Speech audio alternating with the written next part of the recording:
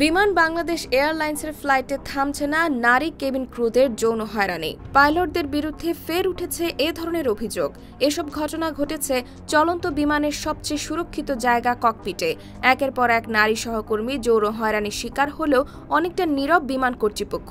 নারী কেবিন ক্রুদের অভিযোগ, বিমানে যৌন হয়রানির বিচার চেয়ে প্রতিকার পাওয়া যায় না, কিছু ক্ষেত্রে উল্টো হয়রানির শিকার হতে হয়। এমন পরিস্থিতিতে আতঙ্ক নিয়ে কাজ করছেন কেবিন ক্রুরা, আর চাকরি রক্ষায় প্রতিবাদ করার সাহসও পাচ্ছেন না তারা।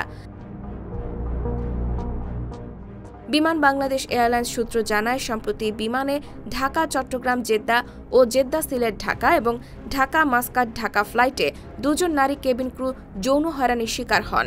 তারা দুজনই প্রতিকার চেয়ে বিমান বাংলাদেশ এয়ারলাইন্সের ব্যবস্থাপনা পরিচালক ও প্রধান নির্বাহী কর্মকর্তা মোহাম্মদ শফিকুর রহমান বরাবর লিখিত অভিযোগ করেন। অভিযোগে বলা হয়, গত 10 নভেম্বর BG 135 নম্বর ফ্লাইট অপারেট করেন ওই নারী কেবিন ক্রু। ফ্লাইটে অপারেটিং পাইলট ছিলেন মুনতাসির ও আবেদ। ফ্লাইটের মাঝামাঝি সময় তারা ওই নারী কেবিন ক্রুকে ককপিটে ডাকেন। কুশল বিনিময়ের এক পর্যায়ে পাইলট আবেদ তার সঙ্গে অপেশাদারমূলক কথাবার্তা বলেন।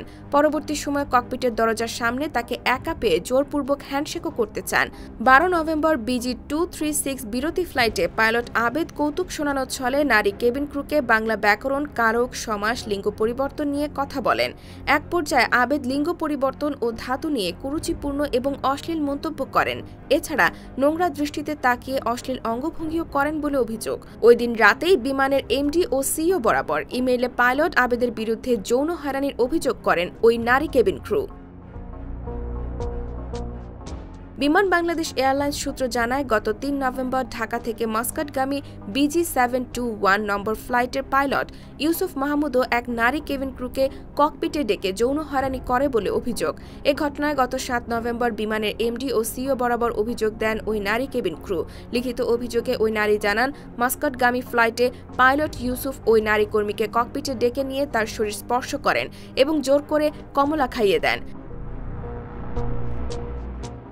মাস্কাটগামী ফ্লাইটের ঘটনায় 5 সদস্যের তদন্ত কমিটি গঠন করে বিমান। এই কমিটির প্রধান বিমানের মহাব্যবস্থাপক জনসংযোগ বুশরা ইসলাম বলেন, যৌন হয়রানির ওই অভিযোগ নিয়ে তদন্ত চলছে। আশা করি 1 মাসের মধ্যে তদন্ত প্রতিবেদন জমা দিতে পারব। তদন্তের কাজ চলাকালীন এ বিষয়ে মন্তব্য করব না। এর আগে 2019 সালে বিমান বাংলাদেশ এয়ারলাইন্সের 10 জন পাইলটের বিরুদ্ধে ককপিটে যৌন নিপীড়নের অভিযোগ তোলেন একাধিক নারী কেবিন ক্রু। তবে এসব ঘটনায় দৃশ্যমান ব্যবস্থা নেয়নি বিমান।